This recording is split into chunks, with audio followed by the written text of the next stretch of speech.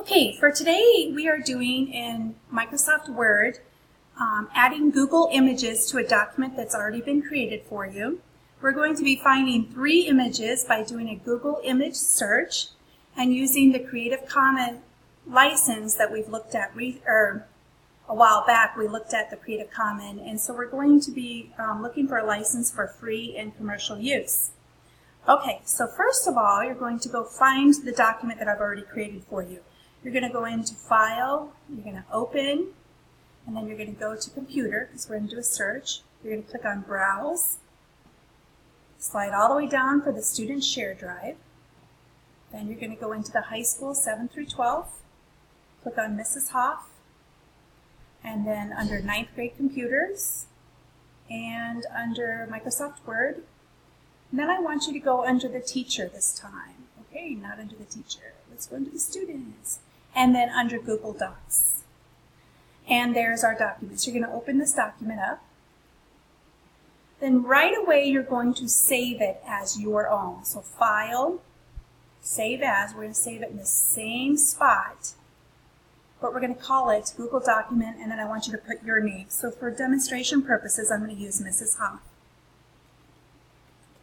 Okay. Save. You need to do that before you start so that everybody has access to the document. So here's the document that's already been written for you. And then here's the information that you need to do. You're going to go do a search and find 3 images by doing the Google image search. So the next thing that we're going to do is we're going to pull up our Google image search. And since this document, if you read it, is about Google itself. So 3 images about Google. It could be some keywords in here: Google homepage, playground, don't be afraid to succeed, imagination is important. So you need to find 3 images based on that. So say I want to do imagination.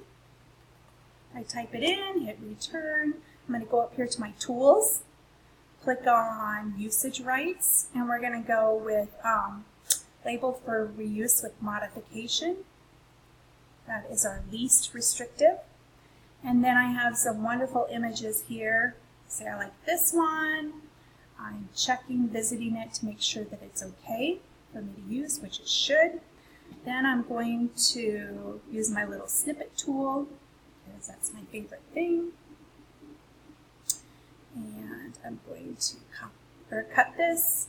I'm going to File, Save As, and just save it right into your documents that you have there, into your pictures library.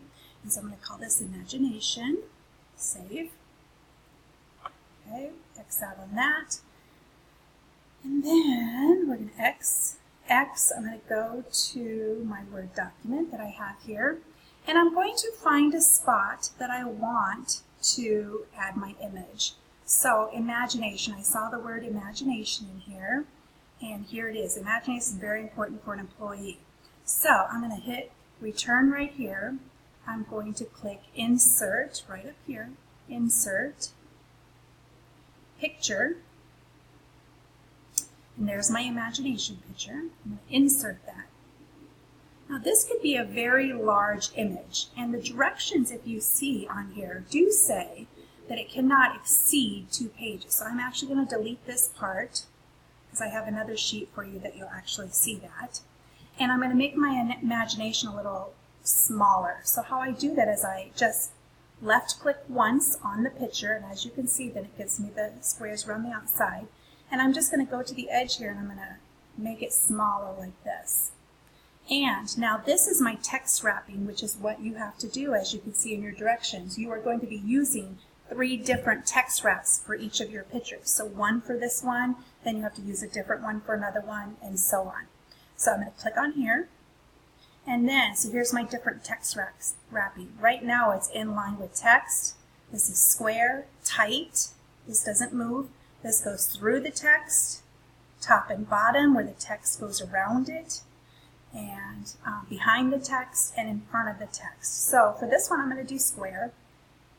And let's see what happened to it. Oh, okay, that moved it up there. So I'm going to have to move this guy back down. because I want him tight, but I want him around the imagination.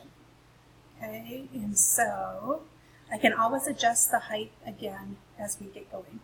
So I want just a little bit further down, so I might need to move this here for right now. We'll see when I get them all. Oh, it didn't let me do it. Let's go down here. Okay. We'll leave it there for right now. Okay, so then you're going to find another image and you're going to put it in there also, doing the same thing. So pretend this is my next image. I'm going to right click on it, wrap text. I can pick one of these if I want it through the text. That allows the text to go through it. See how I can move it there? It's not so square and tight. I can leave it in the middle of my imagination area if I want. Right click again, wrap text, and say I want it behind the text. As you can see then it goes behind and you can see the text through it. Not one of my favorite ones because then it makes it a little bit harder to read. So make sure your document does not go over 2 pages. Your 3 images each should have a different text wrap option.